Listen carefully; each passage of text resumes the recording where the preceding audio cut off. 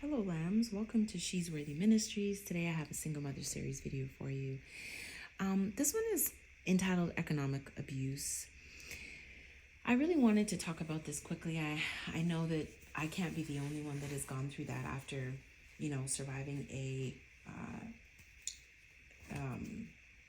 being in a domestically abusive relationship. And economic abuse kind of goes hand in hand with domestic abuse, and it's something that's not really widely talked about. It's just starting to come out now in community circles and things like that, which is great. I'm happy about that because I've been dealing with economic abuse for years. So when I was married and I was in that relationship, there were things that he did during the relationship that even when I was in the relationship, I didn't even really recognize was forms of what is called financial abuse, because economic abuse and financial abuse are two different things.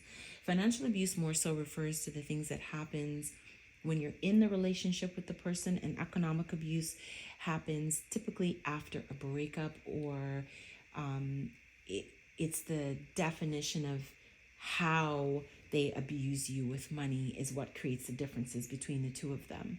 So, for example, when you're in a relationship with them and you're experiencing financial abuse, it's things like they'll take your money, they will refuse to pay bills, and they will expect you to pay all of the bills. They're very secretive regarding their bank accounts and their finances. You feel like you never fully know how much money they have at any given time because you don't have access to their accounts like that. And the accounts that you guys do have access to together, he can see what you're doing, but you just feel like there's something going on that you don't know that he's doing.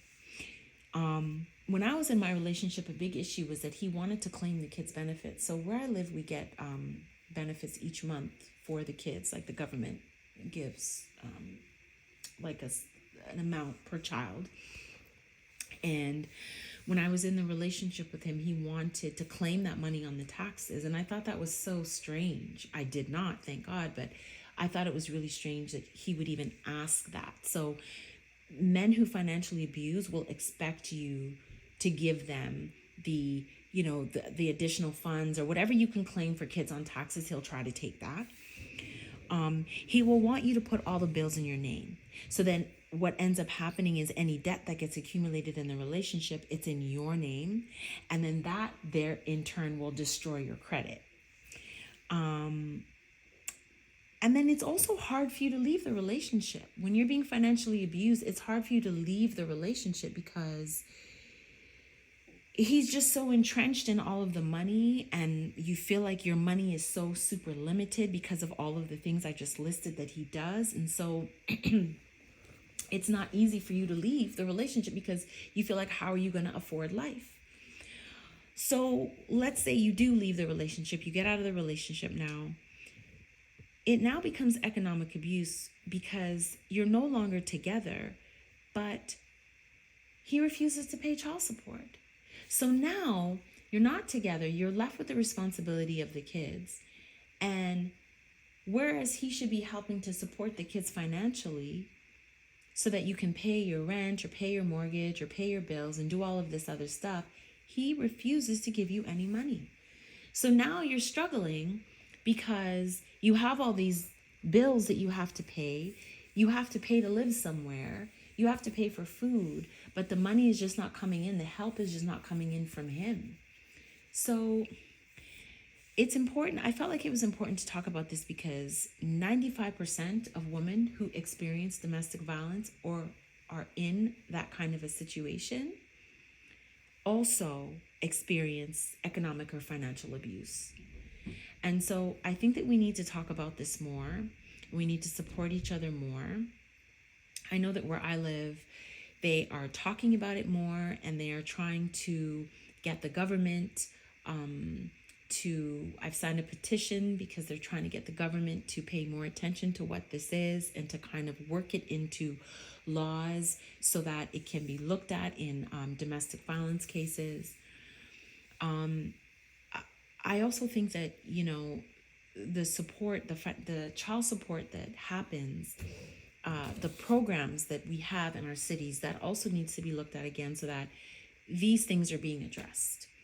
Because when you're in a when you're in an abusive relationship and the person leaves and you're left with the responsibility of the child, there's really not a lot of supports that are available for women that are experiencing that. And because of that, a lot of women just can't afford to live.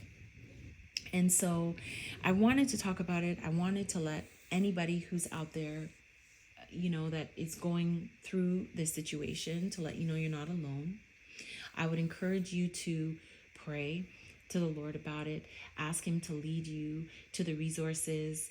Look for resources, any resources that you can find on this topic if you are struggling with this, to see what kind of help your specific area can provide for you. Because I know that there are certain community programs that do know about this, and they do reach out and they help women deal with some of the things that they're dealing with, in terms of even pointing them into the right direction of other resources to go to where you can get some financial assistance or financial help.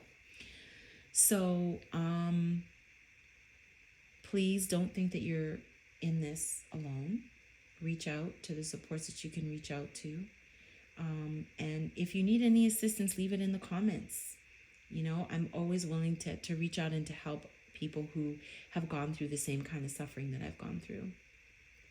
So thanks for listening. And remember, God calls you worthy.